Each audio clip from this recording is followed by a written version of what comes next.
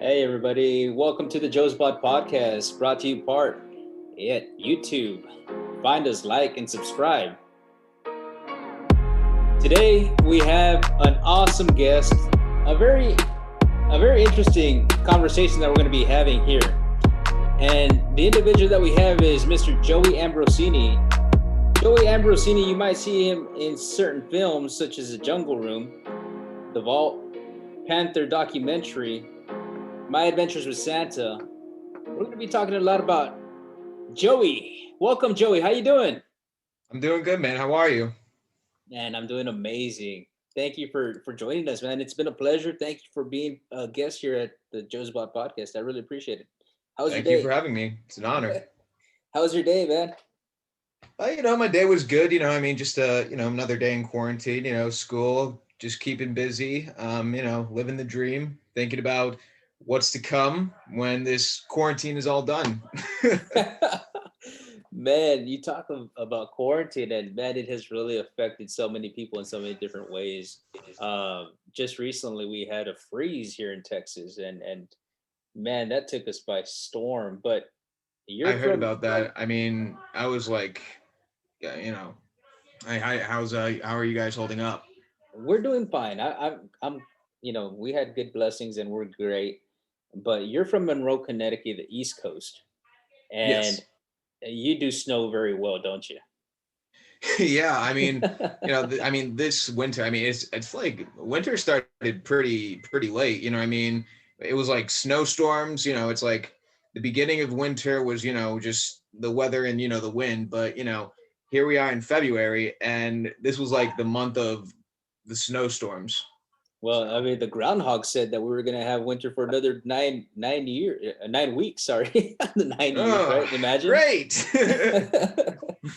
Oh man, but that's one of the things. I mean, let me ask you: do you believe that climate change is occurring?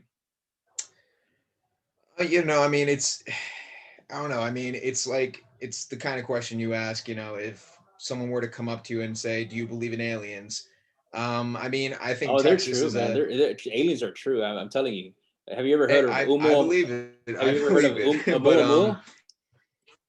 just seeing what has gone on with Texas, it's like, you're, it's definitely, it's definitely a theory, and I think it's being proven. Uh, But I think that that's just how the world is. Nothing we can do. I mean, it is what it is, really. yeah. Hey, so man, you're young, man. You're young. How young are you? I'm 19 years old. I turned 20 this September. My birthday is September 17th. I was born in 2001. So yeah. Man, you know what I was doing in 2001? I was graduating high school. 2001 Really. was one of those years where we thought we were having a great time. Then all of a sudden, September 11th hit. And it shook us, it rocked us, but nonetheless, man, we're here, we're talking. Joey Ambrosini, man, I'm so excited because I always love hearing what the young mind is experiencing. So can you So say that one more time? yeah, I love hearing what the young mind in America is experiencing. I mean, it's it's a very it's literally when you start it's basically, I don't want to call it like when you're dreaming, because you can always live the dream. I've always lived by, when it comes to a passion, don't speak hypothetically, make things happen.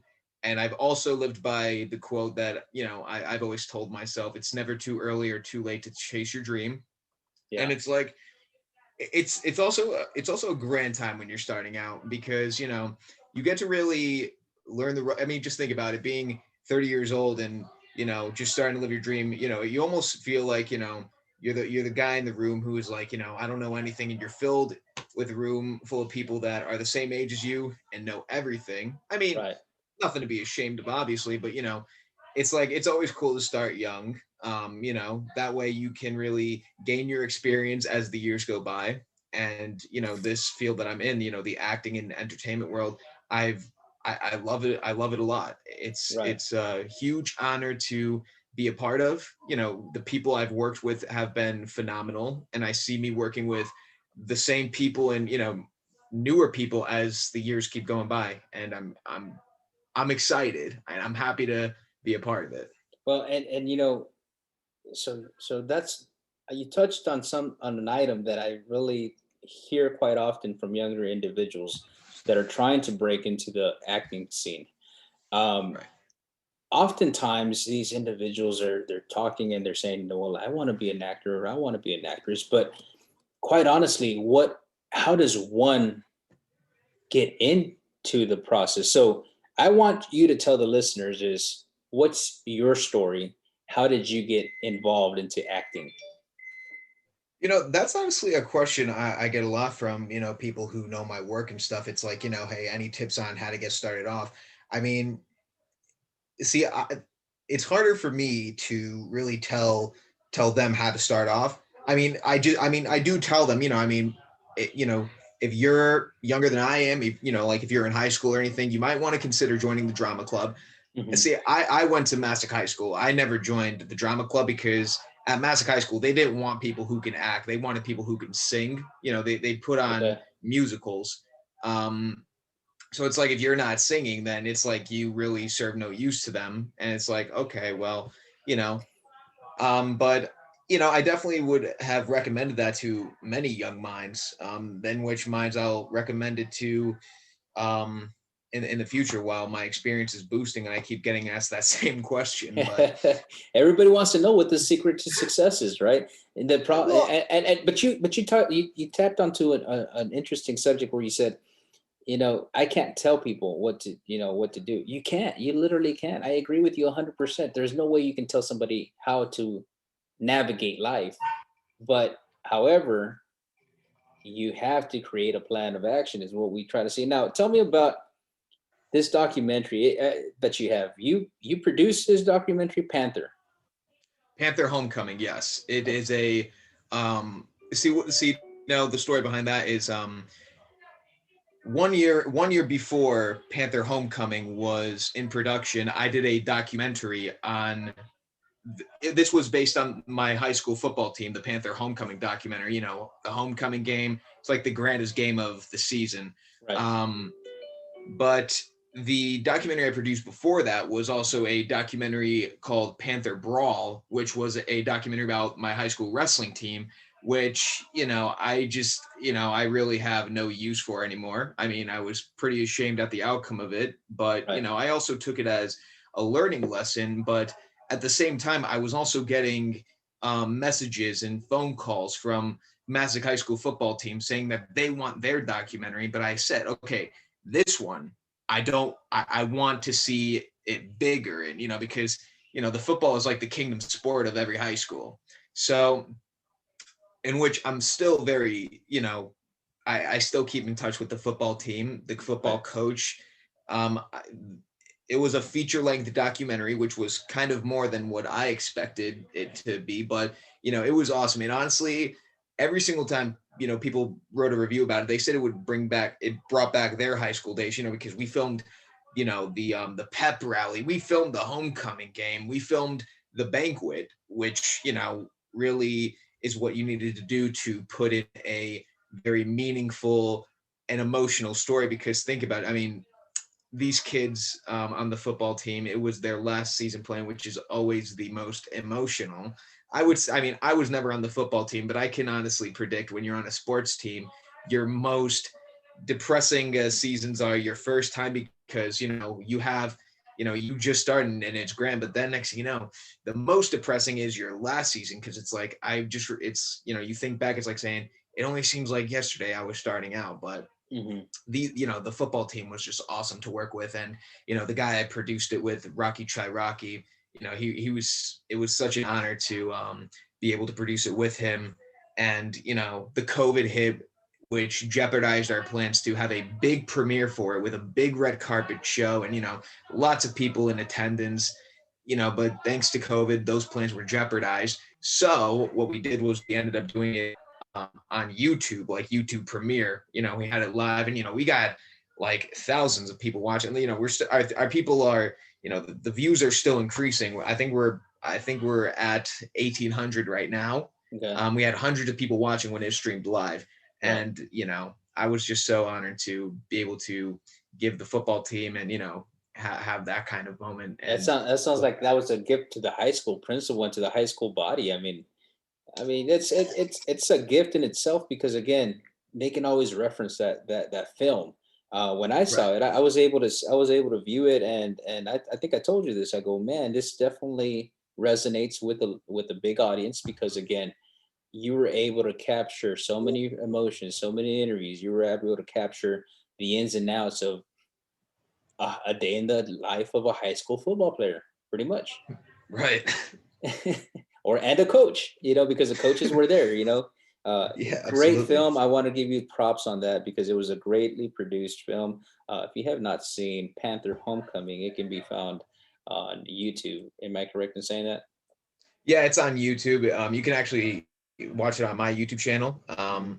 It's an hour and 27 minutes long, and just it's amazing. Honestly, I mean, we've been getting a lot of great reviews on it, and I've been so excited to have that Was that the honor. first time that you actually were behind the camera?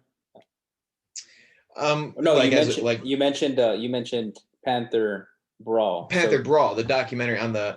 Yeah, that was the first time I ever produced something was Panther Brawl. But again, I mean, it was really nothing special. I yeah, mean, the outcome of it was just one of those things where it's like, it had really no story to it, and nothing special, man. If you were to well, if you were to do something like that here in Texas, I mean, football is yeah, but king in I mean, Texas. if I were, well, no, no, no. I mean, if I were to do like a Panther homecoming type documentary for a high school football team in Texas, then it'd be special. But the wrestling team, I mean, the wrestling team documentary Panther Brawl, I mean, it was not that great, and if you ask me. I mean, and I'm telling you, and I'm the one who produced it. Yeah, I mean, it just really had no story to it, and also too, I mean, the people I worked with, they were just, I mean, they lost every single one of their meets, and they're just they were basic people, and some of them were, they could have been a little bit better to work with, but I mean, what are you really going to do? I mean, well, you have people. we can always open it up for reproduction,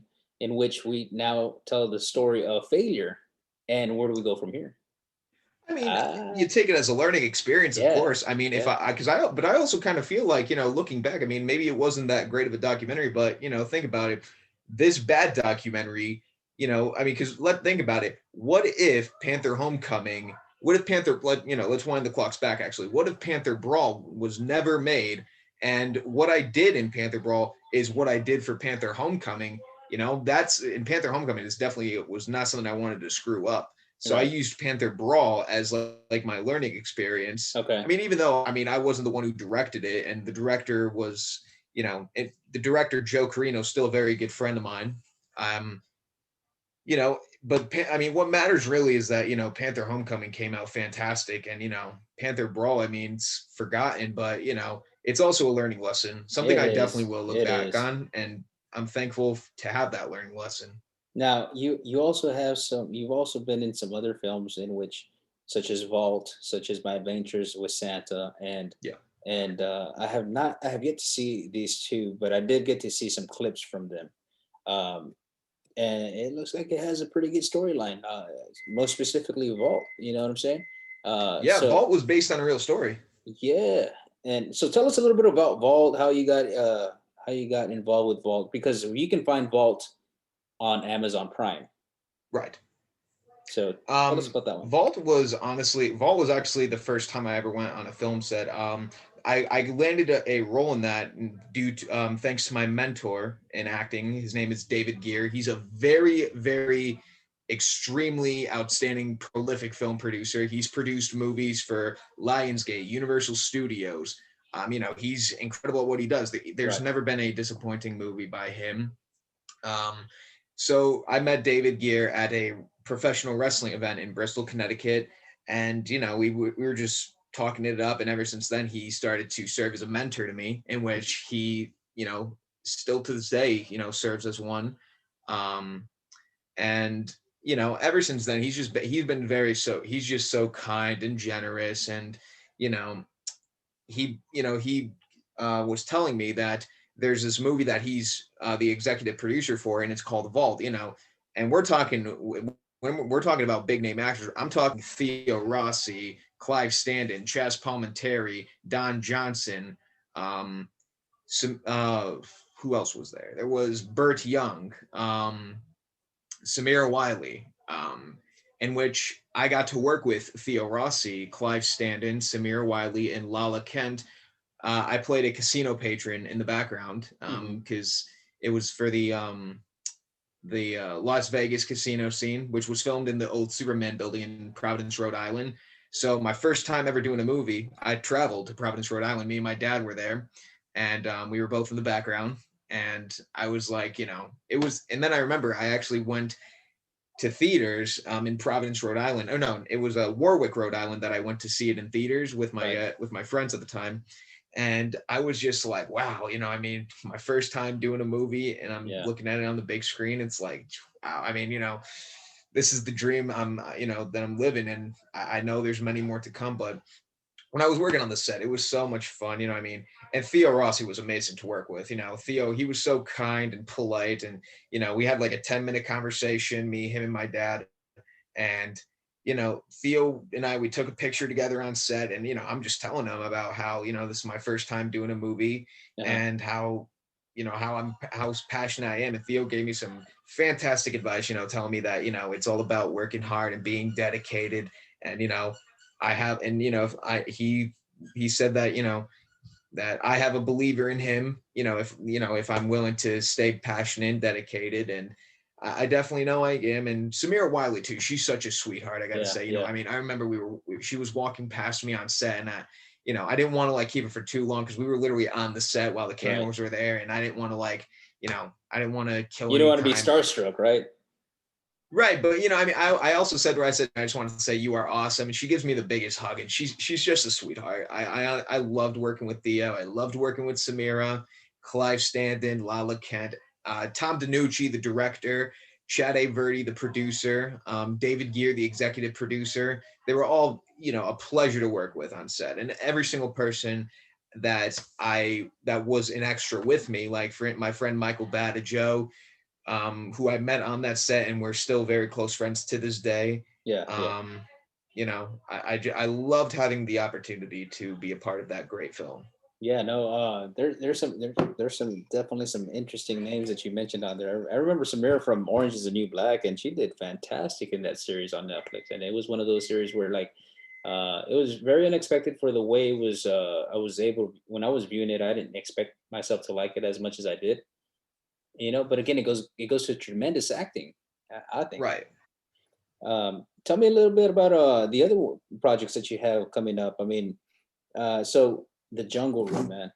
Tell me about Jungle Room, man. Jungle Room. I'm hearing so much rave reviews about Jungle Room. I have yet to see it, but I mean, is what the reviews are saying out there true? Yeah, Jungle Room. It's actually coming out sometime this year. I don't know when it is coming out, but I actually remember when I first heard about it. It was originally called The Find, but it got it signed a deal for production company wide Verdi Productions, and it has such amazing talent in it. It has Michael Madsen, from Reservoir Dogs, The Hateful Eight. It has Chelsea Vale in it. It has Blaise Sarah, Chris Whitcomb, Christopher C. Ramiro, and myself. I played the part of Perry in the movie. My character is also known as the brother of another character. My character's brother is this character named Ricky, who's played by AJ Bernardo, and David Gear is the producer of it. He plays Mr. Green in the film, and Vinny Marseglia is also in the movie. He plays the killer. Michael Madsen also plays the killer. It's kind of like Halloween 1978 when when Michael Myers was played by Nick Castle and Tony Moran. Right. Michael Madsen came in the project later on, because I think they wanted to do something where they wanted to evolve the film. And Michael Madsen, he's incredibly talented. I mean, he's a Quentin Tarantino movie regular. When it comes to being in the cast, Chelsea Vale, she is phenomenal. She's a phenomenal actress. so Vinny Marseglia was, he was the character Damon, and so Mhm. was Madsen. They both played the part of Damon, which is the killer of the movie. And Michael Madsen, he also did like, he had, there you do see Michael Madsen as Damon, but Vinny Right. Marseglia, he also like did a lot of the choreography, like, the killing and, the stunts and everything. Like, for instance, I mean, when I was on set for Jungle Room, I was in a cake party scene, and we're all like having fun, we're drinking beer, Right. and my character's brother, Ricky, who's played by AJ Bernardo, he had a fighting scene with the killer, which was Vinny Marseglia, in The Mask, and it was such a fun time. It was actually my first time having a speaking role in a feature film. Right. So it was a pleasure. I mean, I got to hang out with some of the cast members. I got to chat them up. We all it's awesome when you're working with a bunch of people that have the same passion as you. I mean, Yeah. um, and I loved having the opportunity. That's awesome, man. I mean, again, Jungle Room is set to premiere in 2021, right? This coming year. Yeah. Yes. And any streaming services that's going to have this film that you know I mean, I definitely Amazon. I mean, I'm sure it'll be in theaters as well. of? Hmm. I mean, the people that are producing it are incredible. I Right. mean, um, but I mean, as far as like, I mean, if it were to be like, I wouldn't know any otherwise. I mean, Right. I definitely know it will be on Amazon Prime, Okay. but I mean, I guess that we'll just have to wait and see when Yeah. the Yeah. film is I look. finally out. I look forward to it. I mean, I'm a big horror movie junkie. I also want to add in this too. One thing that really had me, you know, amazed is that the film was mentioned on Deadline, which everyone knows like the biggest press in Hollywood history. And because they were promoting how Michael Madsen was, has just been attached to the movie. And I Mhm. scrolled down and I'm like saying, Nick, it says that Chelsea Vale will also be in the movie as well as Joey Ambrosini. And I was like, what? I got mentioned on Deadline? I honestly, and Yeah. I have to thank David Gere for that as well. David, honestly, again, just a generous guy, talented film producer, he's the man, I gotta say. But You I know, mean, just to see it, my name on Deadline Hollywood, that but is but incredible. there's one particular thing that I'm noticing when I'm speaking to you, and it's just the way you enunciate and the way you speak. Right. How important is that? Tell our viewers how important it is to have good speaking skills. Well, absolutely. Because that also has to do with, if you're going to do a monologue, if you're going to do an audition, it also goes in with the style of the character as well. Like, if you were to like play in a mafia movie, you're going to want that Italian sort of Brooklyn gangster style accent. If you're playing like a young kid, you're going to want, that young, I don't want to say high pitch, but to make yourself sound younger really. And Can if you you're make gonna yourself younger? I mean, this is like my natural voice right here, Right, but right. I mean, so really if I'm going to sound like a young kid, I mean, Let's hear it. I'm Let's hear always it. getting the parts of a young kid. But I mean, like Joey, for instance, Joey, 13-year-old Joey. Let's try it. Let's hear um it. I don't think I'm getting the part for this audition. It's um I would think it goes up like voice cracking and all.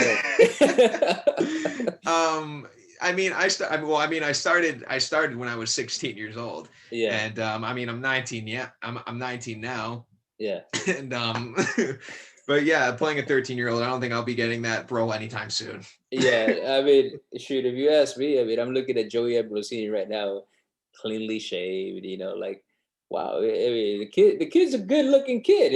And he says, if he was to say 13-year-old, I need a 13-year-old. I mean, I think the nervousness can definitely add to I the mean, I character. could play. I can play one who's just like extremely tall, maybe. I mean, sure. One. Yeah, I can. I think I can. I think I could do it. there you I'm go. pretty You're sure. talking more like a teenager right there. There you Yeah, there you go. go. Fumbling over words and so forth, acting all nervous and very. Sure.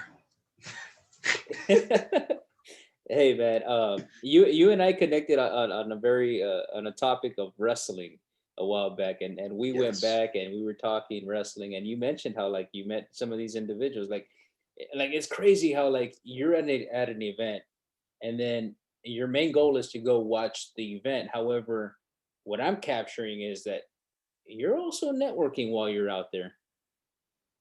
Yeah, I mean, I'm a huge fan of professional wrestling. I grew up watching guys like John Cena, Batista, Chris Jericho, Rey Mysterio, The Undertaker, Shawn Michaels and Triple H. I grew up watching these guys, and um, It's in your I backyard. I mean, mean, you're in Connecticut, the home of Titan yeah. Well, sports. I was actually involved in a documentary about a former WWE superstar named Justin Credible. I mean, it's a good friend of mine as well. You know, it's about his recovery and redemption. It's called Credible, which is set to release, I don't know when. I mean, as far as I know, they're still in production of it. They've been in production for a few years, but I mean, it takes time to make a documentary because the Yeah. story, it's about, you also want to do like then, now, and future wise, I guess. I mean, but I was the first time I met Justin Credible was in 2015, but in the documentary Credible, my scene filmed in 2018. That's when I really like started to, talk to Justin, just be like, hey man, I'm Joey Ambrosini. And, we just started to, we started to connect. I mean, social media to having each other's phone number and, just Right. hitting each other up, just be like, hey man, how you been? I mean, he even came to one of my premieres when I did the Panther Brawl documentary. That premiered at Massac High School, and Justin came. David Gear came. AJ Bernardo came. The cinematographer that I've worked with in the past for the films that I've done, Ryan Sweeney came. Um, and yeah, no, I mean it's cool. It's I mean, watching guys that you grew up with on TV, and whether it's sports or movies, like for instance, I mean, um, I've only been to one convention in my life, which was Connecticut Horror Fest, and I got to meet a lot of insanely incredible talent. Sean Patrick Flannery, Danielle Harris, Don Shanks. One thing I will remember is this guy named there was this actor named Doug Jones, Doug Bradley. I'm sorry, Doug Bradley. He was he was from Hellraiser, the dude who played Pinhead, Right. and very funny guy, with a strong British accent. And I walk up to him and I shake his hand. I say, Doug, I want to tell you, man, I'm actually somewhat of an actor myself. And he's like, oh no, really? So am I. So am I. I'm an actor too. Nice to meet you. Like that's my British accent, by the way. I I think I can couldn't pass out for tell. I a role of a couldn't British tell. guy. So I'm just like, so anyway, but I'm with my uncle and stuff, and my uncle was a huge Hellraiser fan, and he's just looking at these pictures, and he's like, they must have hurt with all the pins in your head. And Doug Brad is like saying like, what? No, no. Well, no, it couldn't have. It was not real. He's probably looking at my uncle like he's crazy or something. He's like saying, Yeah. wow, this dude will pretty much believe anything. But just a very funny guy. Sean Patrick Flannery too. I mean, such a nice guy as well. I mean, I had like a 10-minute conversation with him, and Danielle Harris, sweet girl, got a picture with her, and Don Shanks. I actually have a Michael Myers replica mask that Don Shanks signed because he played Michael Myers in Halloween 5. And I'm a huge horror fan, a huge Yeah. horror fan. Yeah. I love horror Which one is movies. your favorite horror movie? I mean, if you could pick one, which one I would it would be? say it would be Halloween, but not the original, the one in 2007, the The one most recent one. 2007, Yeah. huh? The The one that recent Rob one. Zombie made, the remake Yeah. of it, Yeah. Yeah. but I mean, the originals were definitely better, but the reason that's my favorite, I mean, because I have a modern mind. Uh-huh. Um, Tyler Mane, I mean, he definitely was the most menacing looking Michael Myers. But again, that's thinking modern there. I mean, how I also love the mask, how it was all ripped up and tear to shreds, and but it also had more intensity to it. It's like, it definitely was inspired by the original story, of course, and it used scenes that were in the original story, but they also obviously switched it up a bit. And I gotta say, when it comes to writing horror movies, Rob Zombie, he is a sick dude. I gotta say. I mean, Yeah. that dude has a mind of Oh my God, I couldn't even say the word. It's just that dude is messed up, dude. But I mean, but then again, it goes back to like he's immersed himself in that culture since for as long as I can remember, ever since he's been with White Zombie, and then he went into did his own solo projects with Rob Zombie and so forth. And then when he got into filmmaking, like wow, like everything that was in your mind, you just were able to portray it, and that takes a lot of talent. And right. we similarly asked the same thing, like can it be replicated? Yeah, it can. I mean, but I mean, it it's takes a got to be certain hard to, individual. Yeah. it's Hey, definitely got to be tough. let It's me definitely ask got you. to be tough to remake a film. Yeah. Oftentimes I always say like just leave the original alone. Stop remaking, we don't want to see any remakes. I mean, I'm sure there are definitely horror movies that never received a remake that, that should have a remake. It'd be awesome to see. Like Friday the 13th, that remake was sick. Um, Nightmare on Elm Street, that one was, I mean, I enjoyed it, but, I mean, it's like, I think that there were a lot of things that you could have done better with that movie. But Robert Englund will always be Freddy Krueger, the dude from the originals. Yeah, He will yeah. always be Freddy Krueger. There's not a Hey, doubt in my mind. one thing I did want to ask you is the most recent documentaries that I was able to see, the one on the Night Stalker, and then followed by the one about the hotel in Los Angeles. And it goes back to what you were talking about, having a sick mind. And what I was gonna get to was like you have to, and one has to play the character or put themselves in the mind of what the killer would do. But Right. when you look at this Night Stalker guy, that guy was sadistic. I mean, Wow. the Night Stalker, that, I mean, my parents were telling me about it. I mean, the dude, I mean, he looked more menacing than Charles Manson did, I gotta say. I mean, like that's like, I mean, his eyes, how they were pitch black and stuff. He had the The pentagram on the his hand, yeah. yeah, it's like, oh my God. Like, this dude is definitely he's like a nightmare type Well, guy. And it's like, oh my God. and I think the fear for parents always strikes people like, will they hurt my family? Will they hurt my children? You And know, sure enough, that's what it is, and that's what strikes fear into America, I would think. I mean, yeah, I mean, that's sort of debatable. I mean, because, there are a lot of people out there that that don't believe in that kind of stuff. I mean, Yeah. I personally do, but it's like, and because of that, I definitely would not, I couldn't imagine what it would be like being in that kind of situation. But, the Night Stalker, that thing was just, oh my God. I refuse to even watch it because, I probably won't fall asleep. No, and so then I followed it up by the with the other one, the one with where they talk about the hotel, the oh man, that hotel in Los Angeles where the Night Stalker used to stay at. So this hotel, it's like they have it's two different lives pretty much. You got the poshy side that's on hotels.com, and then they have all these tenants that are homeless, live on Skid Row, and they live past a certain floor. Right. And this one individual, like, they ended up finding her in a tank up on the tower, and they were like, "Well, how'd she get up there?" Well, it was very easy because there was like a door. She got up to the last floor. Needless to say, man, I mean, there's so many sick stories out there, so many sick people out there, and you know, Yeah. but they make for good horror movies.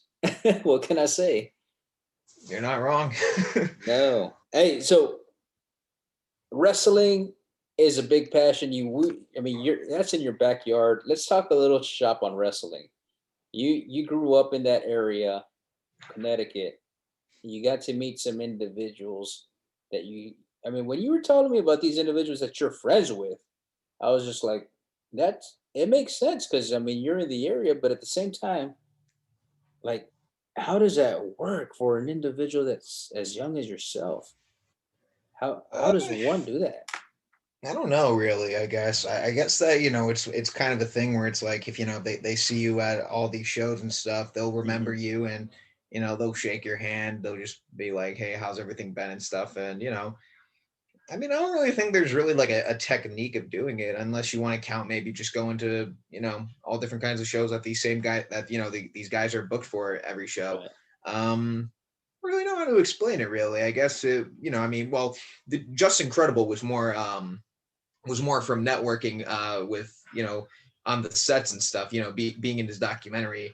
But Teddy Long, who's another friend of mine, the former general manager of SmackDown, him was more, attending shows and stuff, and just, keeping in touch, and he's a great guy, I gotta say. I mean, I love Teddy. He's awesome. I even remember him when while growing up watching wrestling, and he was the general manager of SmackDown. Yeah. He gave the holla holla holla, and he always liked to torture Chris Jericho around, and it was like one of those things where it's like a fun rivalry to watch, but one is between a guy in office and the other is a wrestler. Yeah, just the other day, I was listening to a podcast with the Undertaker, and he was on there telling his story, and I was just like in awe, because obviously, I grew up watching the Undertaker, I grew up watching Hulk Hogan, I grew up watching the Macho Man Randy Savage. To me, that's my reference point of wrestling. And when I look at wrestling now, which I just recently started getting back into wrestling, to just to view a little bit here and there. I got to see Royal How can you Rumble. get back into wrestling when they just made The Miz the champion? I saw that just occurred. I'm not a Miz fan, so Miz, if you're listening and if you're watching, hey man, I don't like your character, but we can definitely podcast about it. I mean, you can't. It's like that's the problem with like WWE nowadays. It's like WWE is like Disney World now, but it's like you can't even pick. I mean, I wouldn't know, but it's like I mean, I know people who even say they would not want to be in WWE because it's like you can't even pick your gimmick. It's like, and now they got All Elite Wrestling, which is like, sort of competing with WWE, but it's like, you're not really going to win that competition. I mean, with the amount of years WWE's been around, they got a lot of money. Vince McMahon, love him or hate him, he's the greatest wrestling promoter, but it's like, I don't know. I can't really pin it on the wrestlers, because like the wrestlers aren't the ones who make the matches. Right. I mean, one thing for sure, I do know this is that, I don't know if you're familiar with TNA Impact Wrestling, but that organization is just outright outright awful. And well, I mean, who was running it? Dixie Carter was running it, and Jeff Jarrett was running it, right? Yeah, and one of the roster that was in TNA, he went by the Monster Abyss. As far as I'm concerned, he's one of the writers for WWE. It's like you were a part of the roster of one of the worst organizations, and now you're writing WWE. It's like that's a big mistake on WWE's hand right there. But it's like they don't allow these guys to pick their game. I mean, because I can think of a lot of wrestlers that deserve that championship. Hey, I think that maybe if The Miz was more exciting, then I'd probably want to see him as champion. But it's like he's got, he has no charisma to him. Like, I mean, for instance, Dolph Ziggler. That dude, he's had the same gimmick for decades. It's like, you don't want to see this anymore. You want storylines that are exciting. Who I'm excited about? I'm sorry to interject here, but the one guy that I'm seeing right now is Riddle. Matt Riddle, yeah, the former UFC fighter. I mean, I think that, Riddle is, I don't want to say he's a newcomer, but it's like once he gets like more exciting storylines. But the thing is, though, I also hate it when I'm watching WWE and they overuse these guys like Brock Lesnar. I don't like Brock Lesnar. I loved him in UFC, and I enjoyed watching him when he was in WWE. But it's like, come on, nobody wants to see Brock Lesnar as the champion for this long. Like Goldberg, nobody wants to see Goldberg as champion today. It's not about, because they rely on their past way too much, but at least put them in storylines that are worth seeing now. Like, for instance, like Roman Reigns. Roman Reigns is awesome. But it's like, he's been getting better storylines. I say, like, he's like WrestleMania 37 coming up. He's got his match with Edge. I think that's going to be awesome to see. But, Drew McIntyre, The Fiend, like The Fiend is honestly awesome. I love that gimmick. That's the kind of wrestling personas they need. Randy Orton, probably the best wrestler in the current roster. I would say I'm a huge Randy Orton fan. My favorite wrestler is John Cena, but I'm not really going to say he's the best in today's current roster because I'm not Right. really going to count him as a current roster because, you know, I mean, kind of like The Undertaker. The Undertaker's retired now, but Undertaker would show up like once a year and stuff, and I feel like that's what Cena's going to be doing. Well, So and not you know really going to what? count him. And this is one of the items that I keep on when it comes to Cena. Cena's a great guy. I think he's the highest Make a Wish Yeah. Foundation celebrity that gets picked often, and that's an admirable thing. And my respect to John Cena. But Yeah. one thing I do add to, and I don't know how much of this is his fault, but the PG culture of wrestling, most specifically the WWF or the WWE, excuse me, is credited to John Cena. Well, I mean, well, are we talking about like to this day it's still to him? Well, Yes. I mean, think about it though. There are really no wrestlers, even in this current roster, that makes as much money as John Cena does. I mean, John Uh-huh. Cena is the highest paid wrestler, and John Cena has always been my favorite. I also look up to John Cena as like a hero, not like in life, really. That man and what he stands for, I respect it. I mean, you know, but also too, I mean, it's like I mean, I guess it's time for John Cena to stop wrestling. I mean, because And he it did, would just, right?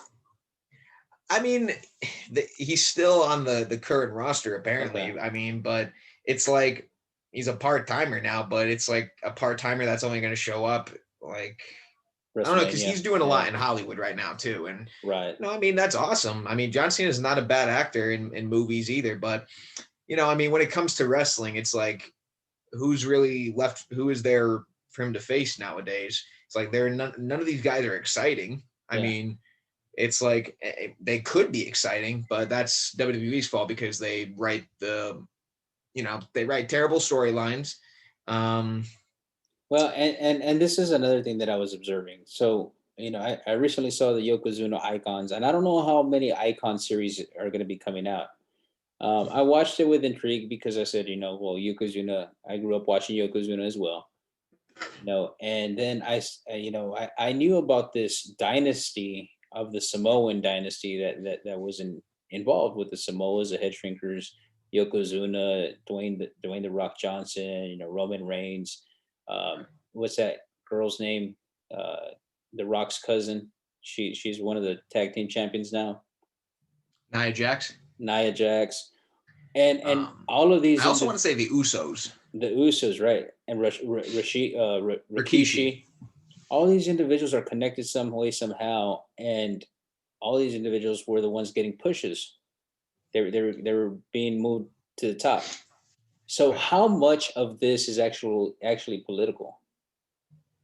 What do I you mean would by political? like, okay, there's somebody pushing for them to go. Well, obviously it was revealed in the icon that Vince McMahon has a soft spot for this family. Like basically, you're saying how Vince McMahon could favor these people. Yes, I yes, mean, I think it's because, I mean, it's a huge family tree and yeah. just, think about it. I mean, Business from wise, starting from the top, like with yeah, Rikishi and Yokozuna, they probably, they definitely influenced guys we have now, like Roman Reigns, the Usos stuff. Like they probably all trained together.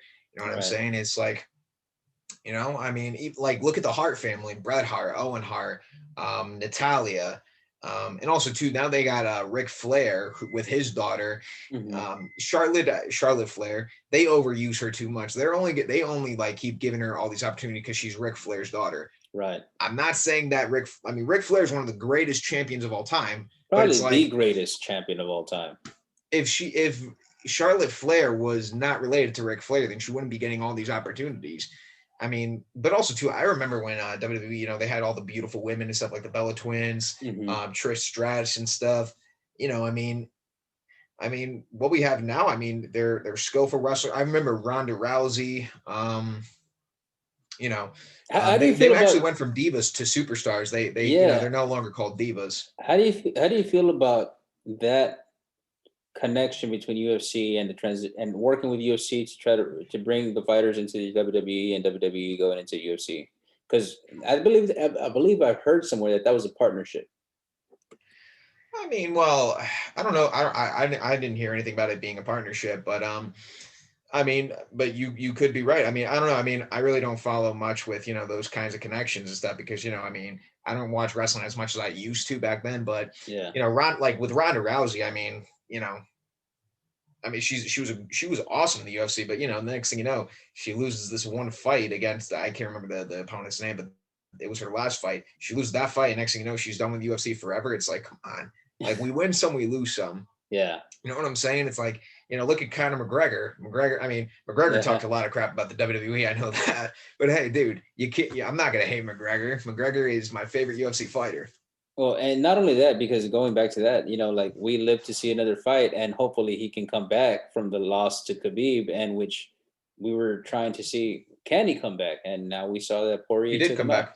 Well, he did, but Poirier took him out. I mean, he had, he knocked out Cowboy Cerrone in 40 seconds. Yeah. He just lost to Dustin Poirier in their second round. I think they're talking about Poirier and McGregor 3. But yeah. I do have to say this, though. I know Khabib is undefeated, and he's a great fighter. But I don't care what anybody says. When him and McGregor fought, that was not the Conor McGregor I know, okay? McGregor was not prepared for that fight, all right? I mean, that was not Conor McGregor. That was a whole different Conor McGregor, one I would never want to see fighting again, because I'd rather see Conor lose but put up a fight than him lose and not put up a fight. I mean, but I'd never want to see McGregor lose, of course, yeah. But, after he fought Floyd Mayweather, he got $75 million from it. He was probably just, screwing around with his money. And, I don't really think he was that prepared, but I do believe that if he were to fight Khabib again, would he win? I think probably. Most people would say, hell no, Khabib would, wipe the floor with McGregor. I don't know, but there is actually been a lot of talk that McGregor's going to get back in the boxing ring to go against Manny Pacquiao. That's what I hear, man. But and you know what? If he does, I really hope he comes out to this one song called "Social Orphan." Social. Okay, I think I know where we're going. Let me play this song, man. Just imagine Conor McGregor walking out to this song. Here we go. Okay.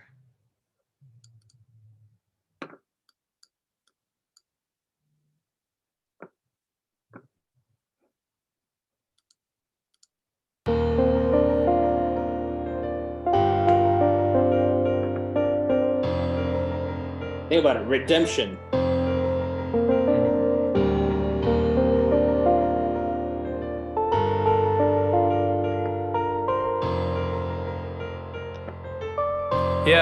Yeah. Just a prince with a vision of a king. Goddamn, I remember looking back, waiting for a better thing. Now we burning up like iridescent. Better pay attention, up and coming like a couple in. Goddamn, never looking at my path. That's a life sentence, like a cast to a hill. Only if you let it. Women lie, men lie, but numbers would never do. All I wanna do is reach a thing never seen. Goddamn, I remember being banned, but those memories have vanished. If I'm in my mansion looking at these empty rooms, I would never panic, cause I got something money cannot buy. And that is you know what I mean? And that's the truth. This is the start of my bloodline. I'll be leading the charge, and when it does come time, I'll be leading the dark. Now it's my time, we finish what we started. One day they will know my story, goddamn, oh yeah. Conor McGregor, if you're listening, man, I can definitely see you walking out to this song, man. This is definitely a redemption song. I would love for you to see this, man. And now, coming down the ring, after losing the death to Poirier. Man, I never pick a place when I've been battling with demons. Not a lot on my plate, but I'm driven to succeed. They'll be y'all now treated, cause I'm changing up my style. This is my story, my glory, my rhymes, goddamn. You can feel the hunger like I'm in a lunch line. You can say 100 times, you know how I feel. But bitch, it's my time, got nothing to conceal. Had this vision when I wrote my first line, oh yeah. It's a perfect song for you, Conor. You really need to walk out. I'm not gonna disagree with that.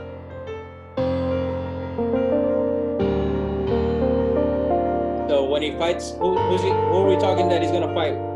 Manny Pacquiao. Manny Pacquiao. Well, I mean, I think yeah. that's. I mean, it's supposed Man, to this is for the orphan kids coming from the orphanage. You know how it feels just to feel they be ignoring shit. You gotta believe like no one else is there. You gotta see it before anybody else, cause and that's truth. Fake people avoid at all costs. Nowadays, I don't focus on the little things. I got bigger, they focus on my vision kind of thing until we see what it brings, and I'll be damned. Oh yeah, I'll be facing my fears instead of hanging with my peers. Nowadays, things seem closer than they really appear. I'm the one now, they be fearing. Look, I got it, I just gotta stay focused and do it for the kids that be feeling hopeless. You know this is all year, all year. You know this all year, all year. And now we burn it up like iridescent up and coming like a couple legend now. See if they can stop us now.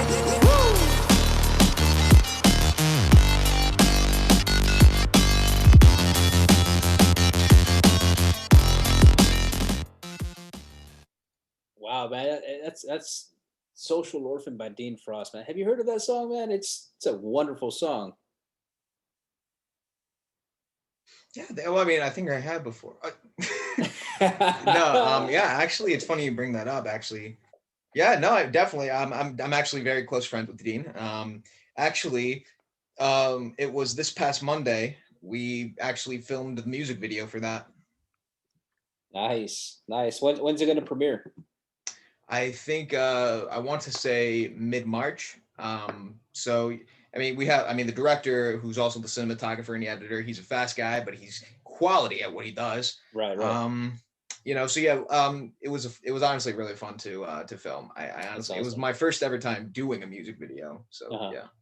And what specifically? I mean, you know what? We'll just wait till it comes out because I'm sure it's gonna be a dope video. I swear to God. Like, yeah, absolutely. Well, I mean, I play this this sort of cyborg character called J-Borg. You know, it's actually fits me pretty well, I think. Yeah, it does. I worked opposite Edward Durgo, who also happens to be Dean Frost's manager. But you know, Dean as an artist, he is incredible. I gotta say, you know, I mean, he's been doing music for a little over a year now, and you know, he's insanely talented. You know, I mean, I got to give it all up to Dean. You know, I mean, you know, he's got a passion. You know, I mean, he tells a great story, which is which is honestly what rap, I think. Well, I don't really want to say he's rap. I mean, he's more like he's rap, electro pop alternative, but you know, rap in general today, you know, I mean, rap is not as good as it used to be. Let's just say to me that's mainstream, but it's also something that I can pump myself up to. Yeah, it's like dance music. It's like you know, EMD, I think they call it. EDM. EDM. Electro dance music, yes. But yes. Hey, man, I would love to have Dean Frost on the show. I would love to do a segment with him. So maybe in the near future, hey Dean, if you're listening, I would love to see you here on the Jozabad podcast, and we can definitely talk about your music and your sound. But I'm telling you, man, Connor, if you're listening, Connor McGregor, that is a great song for you to walk out to. I kid you not, man. The message is there. Hype, you know, the message is there. You know, like, hey, I'm redeeming myself for what happened. Here I am. The numbers don't lie. I mean, I was listening to the lyrics and I'm like, man, this is awesome. All right, man. Hey, I heard that the jungle, that you're going to be also in the sequel. Jungle Room, yeah.